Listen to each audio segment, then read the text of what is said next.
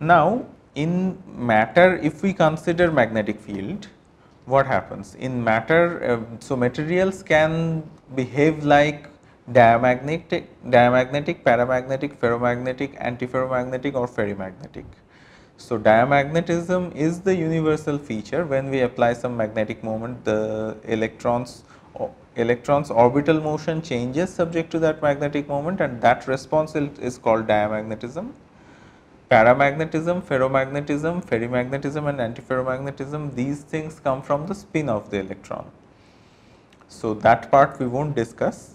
We will just discuss about the torques and forces on magnetic dipole. What happens if we have a magnetic dipole subjected to a magnetic field? What happens on this? We will try to discuss that now. So, let us consider the torques and forces on magnetic dipole.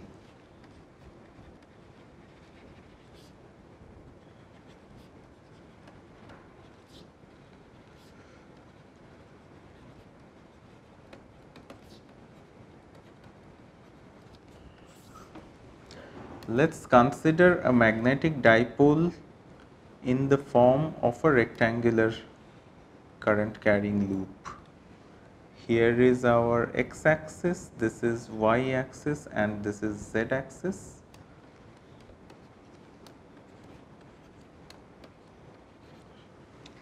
And this current carrying loop carries a current I in this direction, but it is not in xy plane, rather it is tilted a bit.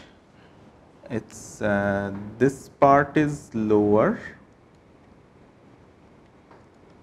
and this part is higher in z. It's arranged like this. Now, it's subjected to a magnetic field along the z direction. So, due to that magnetic field, what will be the force on this current carrying loop? Let us find that out. The current on this arm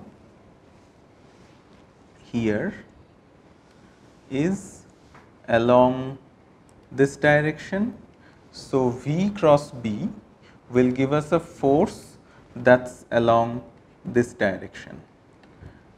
If we go to this arm, we will find a force along this direction.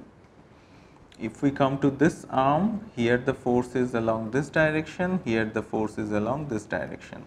And if we have a uniform magnetic field B, we will always have the forces being equal and opposite to each other. Now, this force here and this force here, they will balance each other. This force here and this force here, they will balance each other. But there is something interesting in the fact that we have different z values for this line here and this line here. Therefore, it will develop a torque.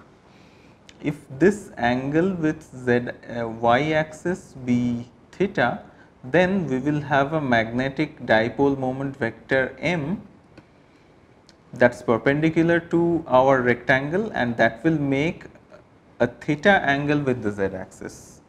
Now, with this we can write the expression for the torque as A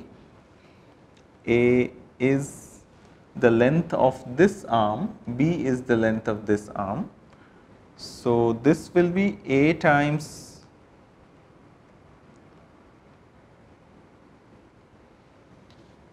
F times sin theta, and the torque would act on x cap direction. So, what is the force on each segment? So, the force, the magnitude of the force we can calculate as I small b times capital B, where B is this length and A is this much length. Given this, we can write the expression for the torque as N equals I A B times the magnetic field magnitude sin theta x cap. Now, That means we can write the torque in vector form as N equals m the magnetic dipole moment vector cross B the external magnetic field that we have applied along z direction in this problem, that vector. So, this is the torque in the context of a magnetic dipole under the influence of a magnetic field. It is actually very similar to the torque for an electric dipole moment P under the influence of an electric field. These two are very similar, and in a uniform magnetic field, the net force on a current loop is always 0. So, we can calculate the force that equals current times closed integral over dl cross B,